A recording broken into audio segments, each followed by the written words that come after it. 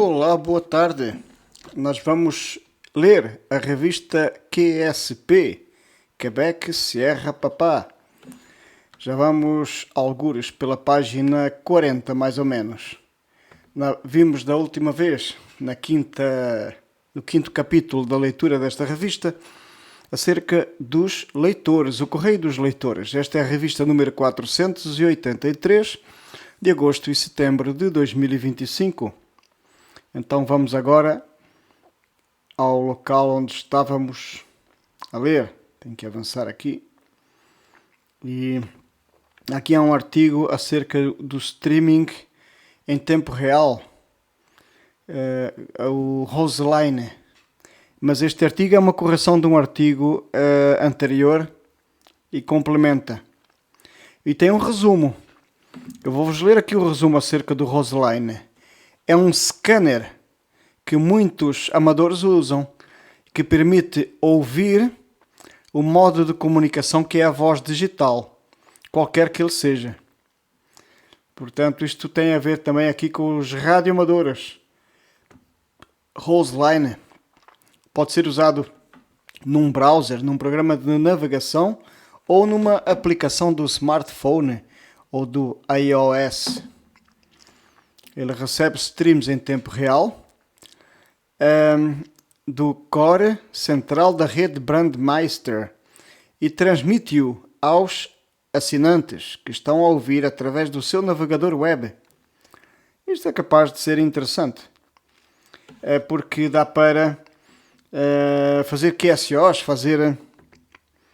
e ele tem uma lista das frequências, será? O que é isto? E das pessoas, dos radioamadores que estão online, uma coisa assim. Agora vamos a um artigo da página 42, que é A Rádio para Sempre. E é um artigo do nosso colega espanhol Eco Alfa 1, Alfa Uniforme Oscar. E tem umas letras aqui em negrito a sobressair ao artigo. Há algum tempo procurava uma antena para a banda de 50 MHz e encontrei o canal do colega da estação Kilo 7 Alpha Golf Echo. Infelizmente já faleceu.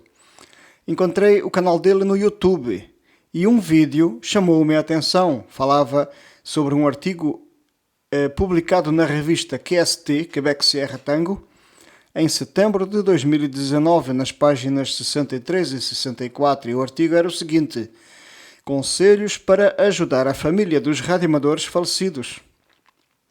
Silent Key. Decidir o que fazer com o equipamento de um ente querido. Uma curiosidade, está aqui a capa da revista QST dessa altura.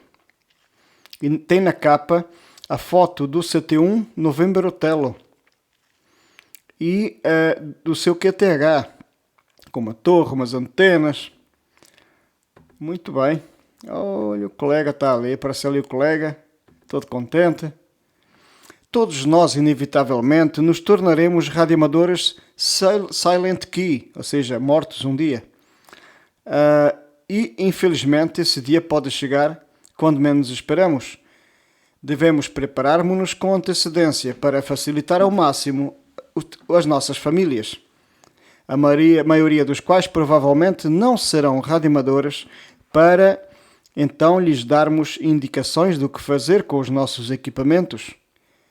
Muitos de nós dedicamos tempo para garantir que os nossos testamentos, fundos fiduciários, preocupações e diretivas médicas antecipadas estejam em dia, mas poucos de nós prestamos atenção ao que acontecerá com os nossos pertences relacionados com o rádio. Algumas famílias podem desejar homenagear os seus radioamadores falecidos, doando os seus equipamentos, biblioteca técnica, cartões QSL e outros itens para proprietários de radioamadores ou organizações de radioamadores merecedoras. Uma parte dos cartões QSL são cartolinas postais trocados e que confirmam contactos. Clubes locais de radioamadores também podem oferecer um serviço para descartar os pertences de um radioamador falecido. Caso contrário, converse-se com Converse com os líderes do seu clube sobre a organização de um programa desse tipo. Radioamadores que organizaram o descarte dos seus equipamentos com antecedência têm maior probabilidade de garantir que os seus desejos sejam atendidos e a sua família recupere um valor realista com a venda desses itens. Designando um representante. Como os familiares podem não conhecer os nossos amigos radioamadores, é uma boa ideia designar a um amigo desta área. Disposto e capaz para atuar como representante deste património. Ser membro de um clube local de radioamadores pode ser uma forma deles virem a ajudar a sua família. Depois de escolher um representante e ele concordar, deve marcar uma reunião conjunta com ele. Entusiastas do radioamadorismo do século passado argumentam que os visores digitais precisos e os recursos avançados baseados em microprocessadores dos seus equipamentos modernos de radioamador carecem do apelo estético e da alma dos aparelhos eletrónicos da era das válvulas. Além disso, muitos encontram satisfação em restaurar cuidadosamente equipamentos comerciais fabricados entre os anos de 30 e 70. Frequentemente chamados de âncoras por radioamadores devido ao seu tamanho e peso consideráveis. A predominância de circuitos integrados nos equipamentos modernos de amador despertou nostalgia pelos designs baseados em válvulas.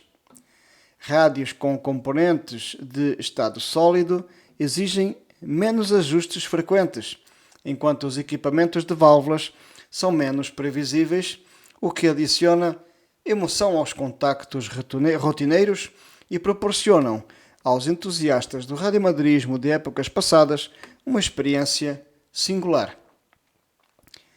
Os radioamadores afirmam que as âncoras têm um som superior aos equipamentos modernos, destacando que o áudio valvulado dos aparelhos daquela época é mais confortável e esteticamente muito mais agradável.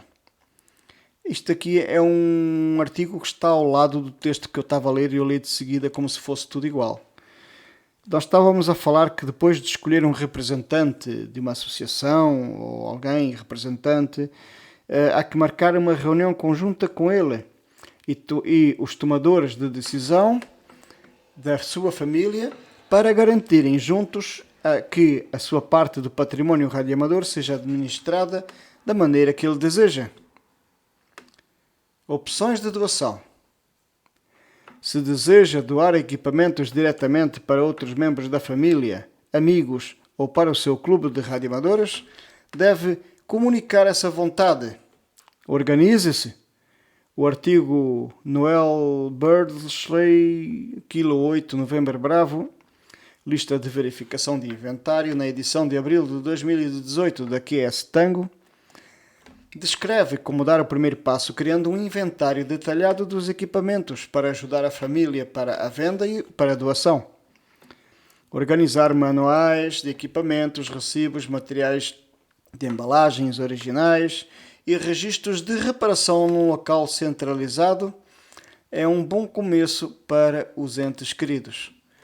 Infelizmente, quando a nossa hora de Silent Key chega, alguns criminosos inescrupulosos tentam aproveitar-se. A maioria de nós não conta a verdade aos nossos parceiros ou familiares para que eles não nos repreendam pelas despesas incorridas na compra do equipamento. Sempre tendemos a contar algumas pequenas mentiras por vezes, menosprezando o valor dado pelos mesmos. No artigo... Portanto, o artigo da revista apresenta o colega Dino Papas, Kilo Lima 0 Sierra, na mesma revista. Em algum momento, cada um de nós se tornará um Silent Key e alguém terá que lidar com a nossa coleção de pertences, incluindo os nossos equipamentos de radioamador. Quem tiver que separar e descartar os nossos rádios pode ter muito pouco conhecimento sobre o seu valor. Pessoalmente, gostaria de facilitar ao máximo as coisas para a minha família após a minha morte. Também gostaria de garantir que eles recebam um valor justo por todos os meus equipamentos. Eu, por experiência própria, sei que um equipamento usado com muitos anos vale pouco. Poderá valer mais para alguém da época, ou alguém que já usou um equipamento desses, um saudosista ou um colecionador, até porque são equipamentos que já não se fabricam e que traz alguma nostalgia. Eu, por exemplo, tenho um Kenwood TS-780 e é um aparelho que surgiu nos anos 90. Está ligado neste momento. Está na escuta a captar os sinais do FT8 para eu adicionar aqueles novos indicativos que eu escutar à minha lista de 115 mil. De vez em quando paro 15 minutos de volta disso. Já vos mostrei num dos vídeos. Continua o artigo. Depois desta parte. Sugiro que crie uma lista completa dos seus equipamentos com o valor de mercado atual correspondente para cada peça. Embora existam muitos sistemas de catalogação que podem ser usados, decidi usar uma única página para cada equipamento. Digitei as páginas no meu computador, imprimi-as e guardei-as num dossiê. Uma página separada para cada peça facilita a atualização do inventário caso algum equipamento seja adicionado ou removido. E as folhas impressas permitem fácil acesso, toda a descrição e valoriza cada equipamento. Poderá dizer as características técnicas, o que é que ele faz, alguns feitos, como se usa. Também sugiro manter uma cópia digital de todas as folhas do inventário numa pendrive. Isso tornará as imagens disponíveis caso sejam necessárias para um site de leilão, online ou algum outro uso. Uma imagem vale mais que 1000 palavras. Comecei com uma imagem de cada equipamento. Tento incluir todos os acessórios que combinam com o equipamento na mesma fotografia. Por exemplo, se tiver um tranchator com um microfone de mesa correspondente, coloco o microfone também na mesma imagem do aparelho. Estas imagens não precisam ser de grande qualidade artística, servem apenas para me permitir que a sua família identifique o equipamento e para que um comprador possa visualizar todo o conteúdo. Em números, a minha esposa sugeriu que eu também colasse um adesivo em cada equipamento com um número de etiqueta exclusivo. Ora, esse número deveria constar na página do inventário. Acessórios fisicamente separados que acompanham o equipamento principal devem ter o mesmo número que o equipamento principal. Por exemplo, no caso do tranchator de ondas curtas, com o microfone de mesa correspondente, se o número da etiqueta do rádio for 7, esse mesmo número 7 deverá estar também no microfone, embora possa colocar 7A, para então explicar que o 7A é o microfone com a respectiva fotografia no dossiê. Escreva uma descrição. O próximo passo é escrever uma descrição mostrando uma descrição que coincida com a imagem. Inclua o fabricante, o número do modelo, a idade, quando é que foi adquirido, quando é que foi produzido, foi fabricado e uma descriçãozinha. Ao detalhar melhor a descrição, certifique-se de incluir uma explicação honesta da condição, incluindo detalhes sobre o funcionamento, melhorias, reparações, alterações e eventuais problemas.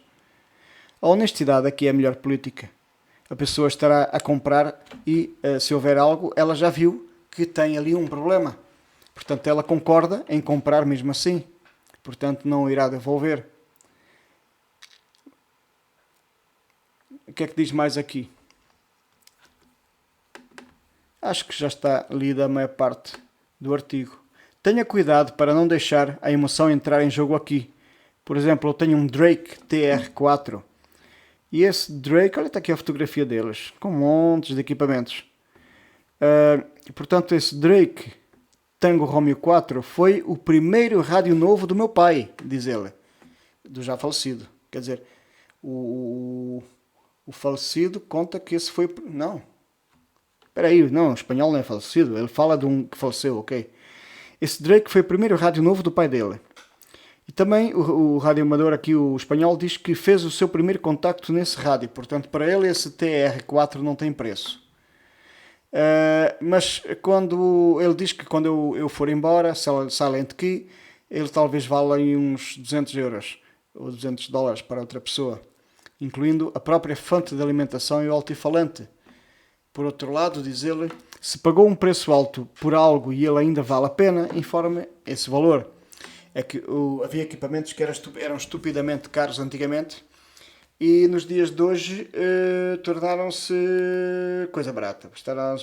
Havia rádios de bandas que era difícil de adquirir, ou eram novidades, por exemplo, quando surgiu o VHF, um rádio de VHF, uau! VHFs que ainda nem tinham os números, ainda eram em que se rodava e ele mostrava na rodinha a frequência e que ligava-se depois um frequencímetro por trás. Estão a ver, VHF, na altura em que o que se usava era HF. Esses aparelhos eram caros, havia radioamadores que compravam prestações. Hoje em dia o VHF é um rádio barato, compra-se um VHFzinho móvel com excelente qualidade de áudio, assim a um precinho. Não é como um rádio de rádio escuta, é um trachator, mas pronto. Então é isso, estas coisas têm muito valor para quem compra, foram muito mais valiosas na altura, em que a técnica era difícil, as coisas eram grandes e pesadas e com válvulas. Hoje em dia temos tudo no integrado, temos os SDRs a transmitirem com 5, 10 watts, depois liga-se um amplificadorzinho e faz 100. Portanto, está aqui ele dizer que no inventário, por exemplo, de medidores de estacionárias antigos, definiu um valor em torno de 50 euros cada um e deixou fora tudo abaixo desse valor. Atualiza o arquivo, ok, quando houver mais coisas ou menos atualizar e tal, tem aqui a foto do homem. Depois tem a conclusão. Portanto, acho que o artigo está lido. Encontre um bom amigo, íntegro e honesto para ser seu executor de testamento e, se for possível, leve-o a um notário. Uau! Há muitos abutres que venderiam a alma por alguns euros. Ok, pronto. E assim nós lemos este artigo. Acaba na página 46, estamos aos 17 minutos, estamos a pouco mais de meio. Agora tem aqui um artigo que está escrito acerca de... Tem aqui vários. Olha, o mais recente equipamento de AESO, mas antes disso temos aqui um artigo que é o começar do zero e não sabe que equipamento comprar nem qual antena. É mais um espanhol. É qual foi um Charlie November, Diego Doncel. Tudo o que aqui tentarei expressar deve ser encarado com a devida cautela. E é compreensível que a primeira coisa que um principiante deseja é algo que funcione à primeira, sem grandes complicações ou ajustes ou necessidade de complicações. Tudo isto virá mais tarde, na fase de experimentação. Assim sendo, como o mais importante é a antena, esta deve ser o dispositivo mais simples, funcional e fácil de instalar possível, e é assim que se começa. Ora, nas ondas curtas, opção de antena acessível, o que é mais importante? Ora bem, para testar no campo temos como opção uma antena de alimentação final. Pode ser a EFHW, Echo Foxtrot Hotel Whisky ou aleatória, diz aqui.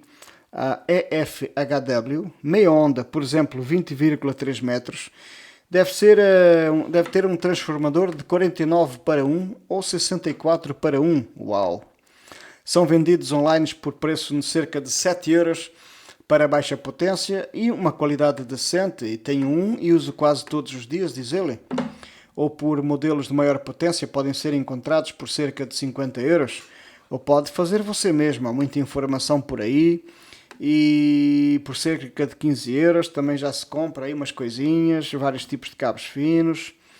Então, aqui mostra um exemplo que é feito em placa e que tem uma ficha BNC que vai a um toroide onde é bobinado um fio que depois tem um parafuso onde se liga o fio tipo long wire. E diz que tem um balão de 64 para 1 e diz aqui qual é a medida aproximada de fio para as bandas desde os 10 aos 80 metros, ok? Por exemplo, nos 15 metros é 20, está em polegadas, ou em pés, ou em feet, sei lá. Muito bem. Portanto, aleatório para antena aleatória para HF, 16,2 metros de comprimento e um balão de 9 para 1. Portanto, depois está aqui o kitzinho aqui a ver se os componentes que é necessário. Então está aqui a mostrar os componentes para um balão de 49 para 1. E diz que qualquer uma das antenas é vendida já pronta por várias empresas. Outra opção é um dipolo com 20 metros e com um balão de 4 para 1 no centro. Muito bem, está certo. Assim as duas pontas transmitem.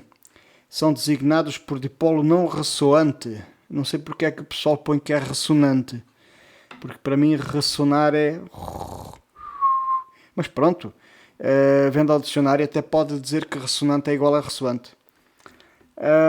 Portanto, uma opção 3 é uma antena vertical. Eu gosto das verticais, ok? Para montagem num automóvel com uma base magnética ou com um tripé ou fixado na roda com uma chapa, um L de metal na roda que depois se põe o mastro e aquilo fica preso na roda, pisado pelo pneu. As antenas multibanda verticais são ajustáveis na base, há umas antenas multibanda, mas aquilo não tem grande rendimento, aquilo fica pequeno. Dá para desenroscar uma peçazinha e a gente ajusta de um tamanho que quer, enrosca outra vez. Okay? É uma coisa de compromisso, portanto não tem grande rendimento porque faz de rosca. Aquilo faz assim o fio às voltas para ser mais curto. E depois essas são tipo antenas portáteis, não são antenas de telemóveis. Ora, existem antenas de baixa e alta qualidade, existem versões telescópicas e versões montáveis. As montáveis ficam ali no tamanho certo. Eu uso a cana de pesca. Ora, para instalar em casa podem ser usadas várias, portanto, dipolo, vertical, vem invertido. Depois a outra opção é uma vertical onde não há espaço, portanto, a melhor opção às vezes é uma antena náutica longa com um acoplador. Portanto, o acoplador vai ajustar a transmissão ao comprimento de antena existente.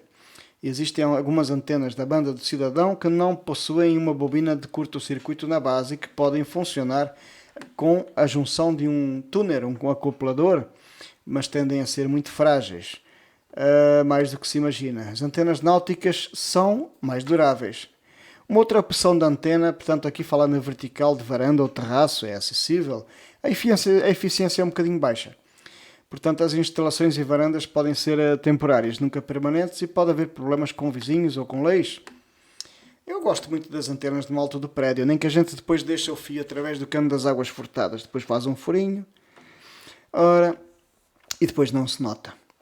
Quanto aos equipamentos, hoje em dia há muitos equipamentos baratos, ok? Há equipamentos QRP de baixa potência, HF de ondas curtas, transceivers que escutam e transmitem, SDR, Software como é que é? Software Defined Radio, como é que é? E com um desempenho agradável, ok? Portanto, há aqui um que tem o botão do túnel, o botão de volume, e faz 15, 20 e 40 metros, pequenino, barato e tal, essas coisas todas. Portanto, equipamentos de baixo custo e torna-se de alto desempenho com poucas bandas. Uma fichazinha BNC para encaixar a antena. Depois mais um jackzinho para uma ficha tipo rede para ligar o microfone. Alguns equipamentos funcionam benzinho, ok? Está aqui também o SDR, que é a marca de 6 bandas, de 8 bandas. Está aqui LSB, USB, CW, AM, FM. Muito bem. Alguns têm o botão de PTT e o microfone está no próprio aparelho. Já não precisam do PTT. Push to Talk. Ok. Diz aqui, peraí, um de 6 bandas, tal, desempenho limitado, ok. Está aqui um outro, UHSDR QRP, pode atingir 10 watts, portanto, este tem mais botões. Tem um ecrãzinho todo de larecas, sim senhor. Tem AF Gain, RF Gain, HIT, banda mais, banda menos, Power, Mode, DSP, PABW. Tem 5 botões de funções, step mais e menos, para fazer aquele subir e descer na frequência por botões. Tem o botão de sintonia de rodar. É muito agradável. Olha, é um chinesocas. O Xiegu G106, 5 watts e faz todas as bandas. Também é, ok, tem aqui Xiegu X6100, já tem o tuner integrado, o acoplador, 6200. Epá, será que este já tem 100 watts? Bom, acessórios, fonte de alimentação, bateria para ir ao campo, cabo coaxial, ok, está bonito, está engraçado. Olha, um artigo para os iniciantes, ok? Agora deixa cá ver o tempo. Mais 5 minutos, muito bem, dá para acabar isto. E portanto, no campo, ok, coaxial. Depois um cabo mais grosso se for em casa para ser definitivo, conectores, medidor de estacionárias, o tuner, mais antenas de portátil, antenas de móvel, antena para VI UHF. Eu no meu carro tenho duas rosquinhas de antenas. Uma é para as ondas curtas, outra é para VI UHF. É engraçada a ideia de ter duas antenas. Depois a gente tem um rádio que dá para ligar duas antenas, já há rádios aí que liga a antena de VIU e liga a antena de ondas curtas, ou então dois aparelhos, um para VIU e um para ondas curtas. 100 watts é bom, bateria do carro é ótimo, está bem, uma fonte de alimentação para ter no shack, para ter em casa, como deve ser, de 20 ou 30 amperes, exato. Embora estes equipamentos QRPs de 5 ou 10 watts não precisa de grande coisa, ok? O de 100 watts precisa aí de 20 a 30 amperes. 20 amperes, vá lá, normalmente, para 100 watts, ok? Ora, pela lógica, 2 amperes dava para 10 watts.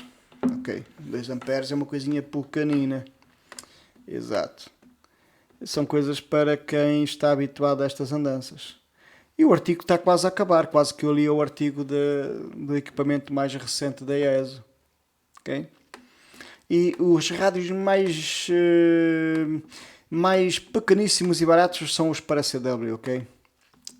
Se de quem quiser... Dá, é um CQ, ok? Quem se habituar com o ouvido a detectar as letras já vai escrevendo letra, escreve, vai escrevendo, vai, depois transmite, responde, aí o outro responde, tal, muito obrigado, 73, ok, 73, ok, feito um contacto. Aqui o mais recente equipamento, olha, este artigo é pequenino, lê-se num instante porque ainda temos tempo, ok?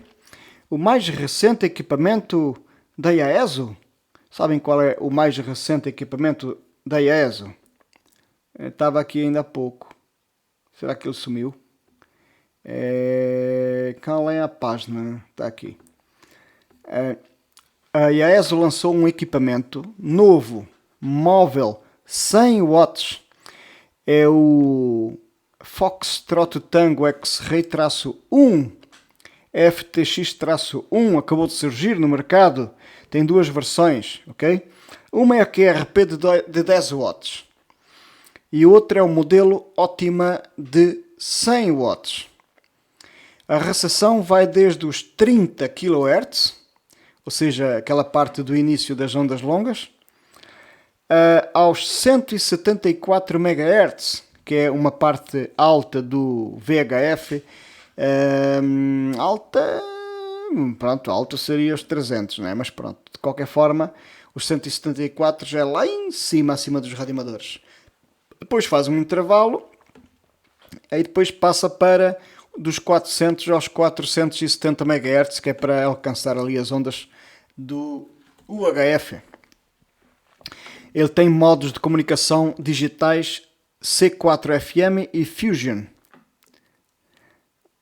A emissão faz-se em todas as bandas, incluindo os 4 metros na versão do Reino Unido. Vamos lá ver quanto é que custa o FTX-1. Só por curiosidade, eu vou aqui ao browser e vou colocar aqui, só um momento, FTX-1, Enter. Será que temos internet? Temos internet. Mas o programa de procura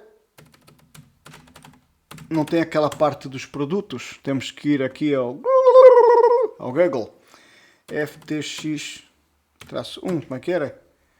É, FTX-1.